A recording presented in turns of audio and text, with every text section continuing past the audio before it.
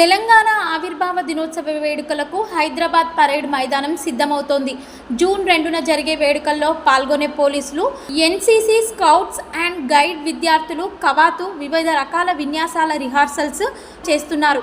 వేడుకలు జరిగే రోజు తమకు అవకాశం ఉంటుందో లేదోనని స్థానిక ప్రజలు, వాహనదారులు వారి విన్యాసాలను చూడటానికి మక్కువ చూపిస్తున్నారు.